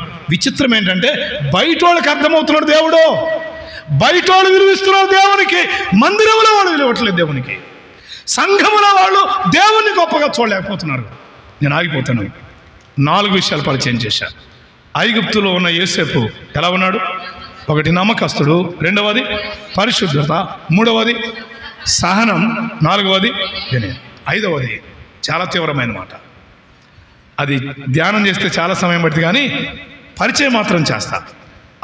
చదువుదామా? 41వ అధ్యాయం, అక్కడే 39వ వచనం.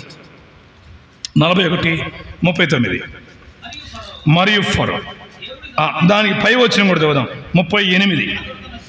అతడు తన సేవకులను చూచి ఆ మాట కావాలి, ఇతని వలె దేవుని ఆత్మగల మనుష్యుని, అయిపోయింది వర్తమానం, ఇతని వలె దేవుని ఆత్మగల మనుష్యుని. అలాగైతే యోసేపు ఐగుప్తులు ఎలా ఉన్నాడు? Very good. దేవుని ఆత్మ గలవాడుగా ఉన్నాడని ఎవరు చెప్పారు? అంటే ఏమంటారు దాన్ని? సాక్షి. అంతే. యోసేపు ఏం గలవాడుకున్నాడు? ఎటువంటి సాక్ష్యం ఉంది? దేవుని ఆత్మ గలవాడు. ఇతడు దేవుని ఆత్మ గలవాడు, దేవుణ్ణి కలిగిన వాడు. దేవుని ఆత్మ గలవాడు, దేవుణ్ణి కలిగిన వాడు. మరి మనల్ని గురించి ఏం సాక్ష్యం ఇస్తారు? కనీసం మన ఇంటి వారైనా సాక్ష్యం ఇవ్వగలరా? వీరు దేవుని కలిగిన వారని ఇంట్లో వారైనా సాక్ష్యం ఇస్తారా మనల్ని గురించి? దేవుని ఆత్మ కలిగిన వాడు, దేవుని కలిగిన వాడు. లోకం సాక్ష్యం ఇవ్వగలగాలి. ఒక మాట ఇలా చెప్తాను, ఫరో దగ్గర యోసేపు ఎంతసేపు నిలబడ్డాడు? ఎంతసేపు నిలబడ్డాడు? రోజు నిలబడ్డా? కొద్ది నిమిషాలు, కొద్ది సమయం, అంతే. కొద్ది సమయంలోనే యోసేపు ఎవరో ఫరో ఏం చేయగలిగాడు? సాక్ష్యం ఇవ్వగలిగాడు. నువ్వు ఉంటున్న ఏరియాలో, నువ్వు ఉంటున్న ఇంటి మధ్య, నువ్వు ఉంటున్న పరిసరాల్లో, నువ్వు పనిచేస్తున్న స్థలంలో నిన్ను గురించి సాక్ష్యం ఉందా? వీరు దేవుని కలిగిన వారు అనే సాక్ష్యం ఉందా? వీరు దేవుని బిడ్డలు అని సాక్ష్యం ఇవ్వగలరా? వీరిలో దేవుని ఆత్మ ఉన్నాడు అని సాక్ష్యం ఇవ్వగలరా? దానియేలు గురించి కూడా అదే మాట చెప్పాడు నెబుకద్నెజరు, నీలో పరిశుద్ధ దేవతల ఆత్మ ఉన్నాడు అని జ్ఞాపకం చేశాడు. బెల్షస్సరు కూడా అదే మాట వాడాడు, నువ్వు పరిశుద్ధ దేవతల ఆత్మ గలవాడవు అని జ్ఞాపకం చేశాడు. అన్యులైన వారు సాక్ష్యం ఇచ్చారు. లోకములో మనము దేవుని పిల్లలంగా సాక్ష్యం కలిగి ఉన్నామా? మరలా చెప్తున్నాను, మనల్ని చదివేవారు మన సాక్ష్యాన్ని వెల్లడి చేయగలుగుతారు. సాక్ష్య జీవితం ఉందా? సాక్ష్యము లేని భక్తి ఎందుకు? సాక్ష్యము లేని పాటలు ఎందుకు? సాక్ష్యము లేని ఆరాధన ఎందుకు? ఆలోచన చేయండి. సాక్షులుగా బ్రతకాలి. దేవుని కలిగిన వారు, దేవుని ఆత్మ కలిగిన వారు అనే సాక్ష్యం మన జీవితాలకు అవసరం. అమ్మా సోదరి, నీ తోటి వారు సాక్ష్యం ఇస్తారా? మన ఇంట్లో కనీసం భార్యాభర్తల మధ్య, అత్త కోడళ్ళ మధ్య, తోడి కోడళ్ళ మధ్య సరి అయిన సమాధానము లేని మనం ఏం సాక్ష్యం పొందుతాం? మన ఇరుగు పొరుగు వారు, నమ్మని వారు మన గురించి ఏమి సాక్ష్యం ఇవ్వగలరు?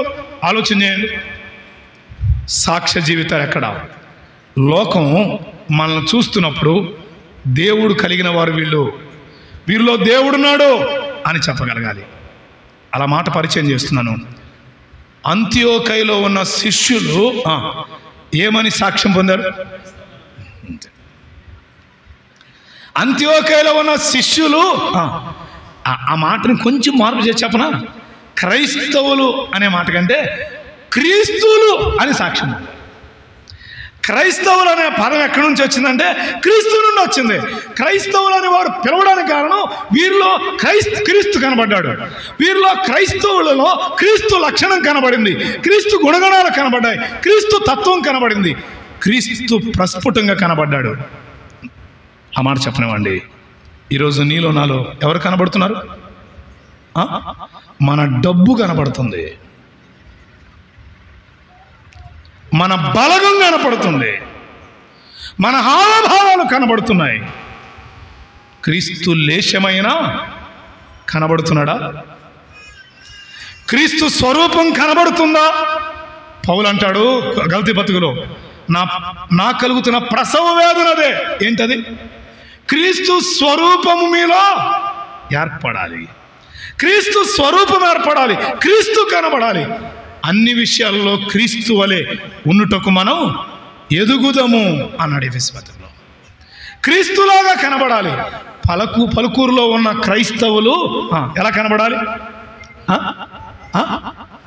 క్రీస్తులా కనబడాలి వద్దా? క్రైస్తవులు అనే మాట మరియమ్మ యోసేపు పేరును బట్టి క్రైస్తవులు కాదు, వాళ్ళ క్రైస్తవులే కాదు. అర్థమైందా? యోసేపు, మరియమ్మ, యాకోబు ఈ పేర్లు పెట్టుకున్న వారు క్రైస్తవులే కాదు. ఎవరు క్రైస్తవులు? క్రీస్తును చూపించేవారు క్రైస్తవులు. క్రీస్తును ప్రస్ఫుటంగా చూపించగలిగితే వారు మాత్రమే సాక్ష్యాన్ని కాపాడుకున్నవారు. అబ్రాహామును గురించి కూడా చెప్పారు, ఏమని? నీవు మా మధ్య మహారాజు అన్నాడు. ఏది నీ సాక్ష్యం, ఏది నీ త్యాగం? తలలు వంచుదాం, ప్రార్థన చేద్దాం. ఒక నిమిషం అందరం మౌనంగా ఉందాం. యోసేపు ఐగుప్తులో ఉన్నాడు, నీవు నేను లోకంలో ఉన్నాం. నమ్మిన దేవుని పిల్లలమైన మనం ఈ లోకంలో ఉన్నాం. యోసేపు ఐగుప్తులో ఎలా ఉన్నాడో ఈ మాటలు వింటూ ఉండగా లోకంలో మనం ఎలా ఉన్నామో స్వపరీక్ష చేసుకుందాం. యోసేపులాగా నమ్మకస్తులుగా ఉన్నామా? యోసేపులాగా పరిశుద్ధులుగా ఉంటున్నామా? యోసేపులాగా సహనం కలిగి ఉంటున్నామా? యోసేపులాగా వినయం కలిగి ఉంటున్నామా? యోసేపులాగా సాక్ష్యం కలిగి ఉంటున్నామా? ఎందుకు ఈ సంగతులు? దేవుని వాక్యం చాలాసార్లు విని విని ఇది మనకు తెలిసిందే కదా అని మానుకుంటున్నారు వాక్య ప్రకారంగా నడుచుకోవడం. దేవుని వాక్యం మన దగ్గరికి తీసుకొని రాబడుతుంది. ఆ ప్రకారంగా మనం నడుచుకోవడానికి వాక్యాన్ని నిర్లక్ష్య పెట్టకండి. దేవుని వాక్యాన్ని తప్పక మనం అనుసరించడానికి ప్రయత్నం చేద్దాం. లోకం మనలో క్రీస్తును చూడాలి. It is ultimate. ఇదే అన్నిటికంటే ముఖ్యమైనది. నిన్ను గూర్చి నన్ను గూర్చి సాక్ష్యం ఇవ్వగలగాలి. దయగల తండ్రి, మీకు స్తోత్రం. వినబడిన మాటలు మా అందరి జీవితాలకు ప్రయోజనకరంగా మార్చండి. అందరిలో అన్ని విధాల కార్యం జరిగినట్లుగా కృపనిమ్మని మీ బలిష్టమైన స్థలకు అప్పగించుకుంటూ మధ్యాహ్నం కూడికి మమ్మల్ని సిద్ధపరచమని ప్రభువైన యేసుక్రీస్తు నామమున స్తోత్రములు చెల్లించి ప్రార్థించి వేడుకుంటున్నాము తండ్రి. అందరికీ వందనాలు. ఓ మాట చెప్పడం మర్చిపోయిందాక, అన్న యోనాథన్ నన్ను వచ్చిన దగ్గర నుంచి ఒకే పేరు వాడుతూ వచ్చాడు. అది రాజన్న గారి పేరు. నాన్నగారిని గురించి తప్ప ఇంకేం మాట్లాడాలి, నాతో మాట్లాడని చెప్పి. సో మనసు నిండా రాజరా గారు నింపుకొని ఉన్నారు. సంతోషం.